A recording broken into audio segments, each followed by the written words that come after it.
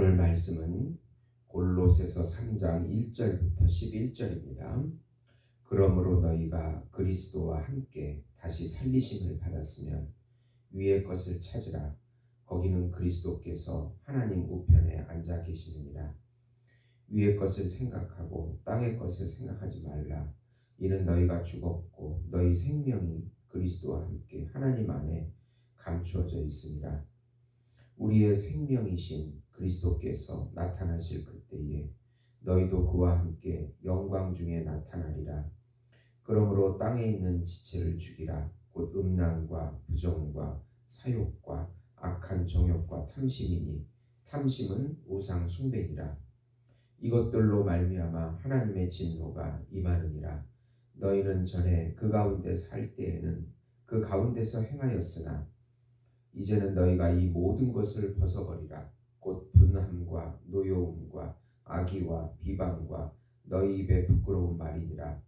너희가 서로 거짓말을 하지 말라. 옛사람과 그 행위를 벗어버리고 새 사람을 입었으니 이는 자기를 창조하신 이의 형상을 따라 지식에까지 새롭게 하심을 입은 자니라. 거기에는 헬라인이나 유대인이나 할레파나 무할레파나 야만인이나 수구디아인이나 종이나 자유인이 차별이 있을 수 없나니 오직 그리스도는 만유시요 만유 안에 계시니라. 아멘. 오늘 말씀은 그리스도인의 삶을 다루는 내용인데요. 내면적인 삶과 외면적인 삶을 어떻게 살아야 할지 구체적으로 바울은 말씀하고 있습니다.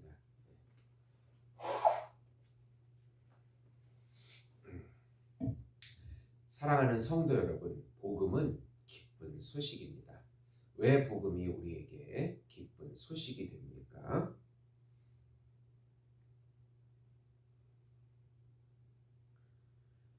하나님께서 정하시고 준비하신 유일하신 한 분이신 예수님을 통해서 우리 안에 육적 본성이 죽어져 가고 예수님의 영적 본성이 새겨졌다는 소식이기 때문에 기쁜 소식입니다.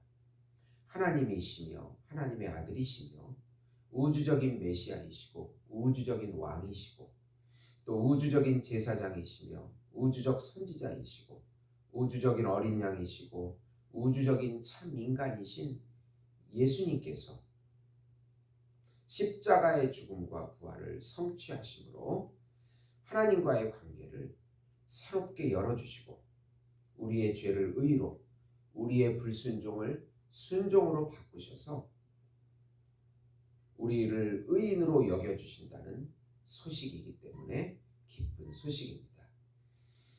우리가 하나님 예수님의 형상을 닮아가게 해주신다는 소식, 또 예수님을 믿음으로 죄와 사망에서 해방시켜 주시고 율법의 종에서 자유함을 주시고 세상의 종에서 자유함을 주시고 사단의 종에서 자유함을 주시고 자기 자신에게 매여 있는 우리에게 자유와 해방을 주신다는, 그리고 예수님의 자녀로 새로운 피조물이 되었다는 그 소식이기 때문에 기쁜 소식인 것입니다. 이 기쁜 소식을 믿음으로 마음껏 누리시는 우리 성도 여러분이 되시기를 예수님의 이름으로 축원드립니다. 우선 예수님이 위에 계시듯이 우리도 함께 생명이 그 안에 감춰져 있으니 위의 것, 예수님의 진리, 그것을 생각하고 찾으라는 말씀입니다. 예수님과 연합되어 함께 부활한 우리는 우리의 옛 자아는 죽고 예수님의 새 자아를 부여받았습니다. 새 생명은 하나님 안에, 하나님 안과 또 우리 안에 감춰져 있기 때문에 불신자들은 예수님과 신자들을 잘 이해하지 못합니다.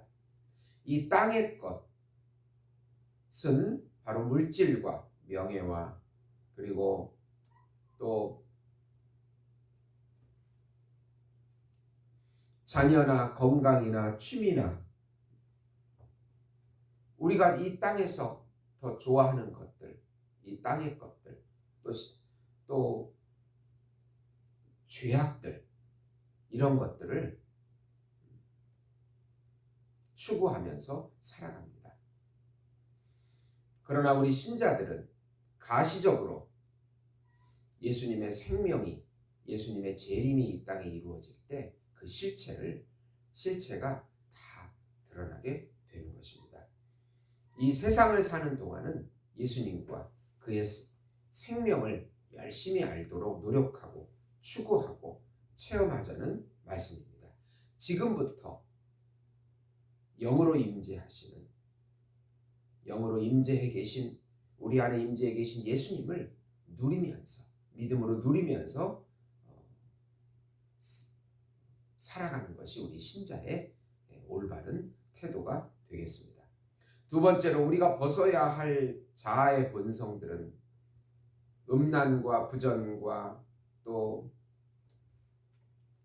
사욕과 악한 정욕과 그리고 탐심입니다. 특별히 탐심이라고 하는 것은 우상 숭배라고 말씀하고 있습니다.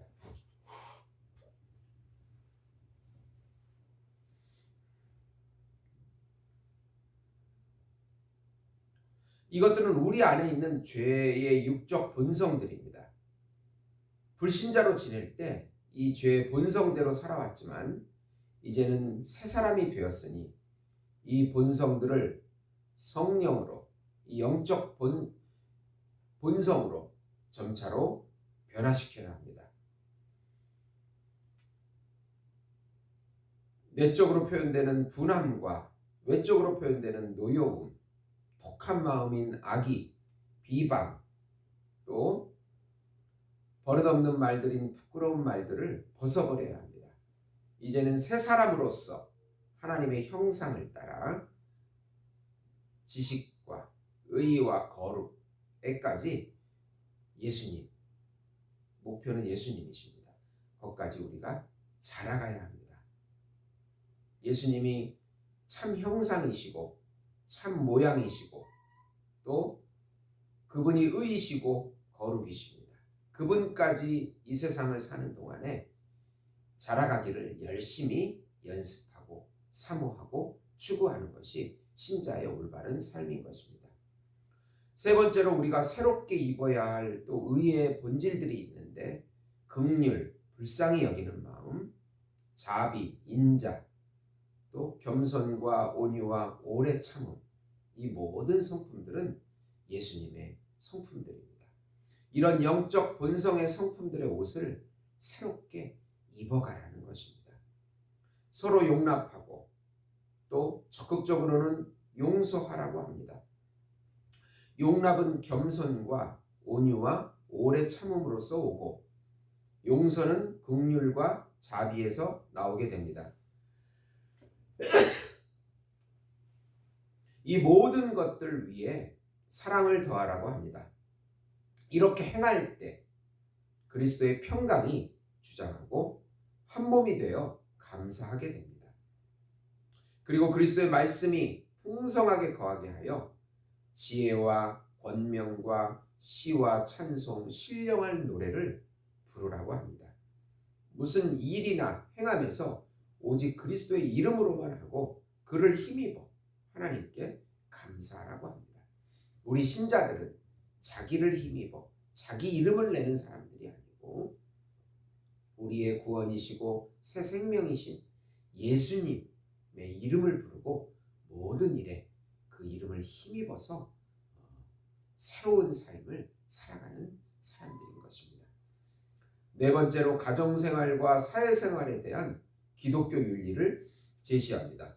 가정에서 남편은 아내를 사랑하고 괴롭게 하지 말라고 합니다. 아내는 남편의 가장의 머리로 인정하고 복종해야 합니다. 부모는 자녀들에게 노엽게 하지 말고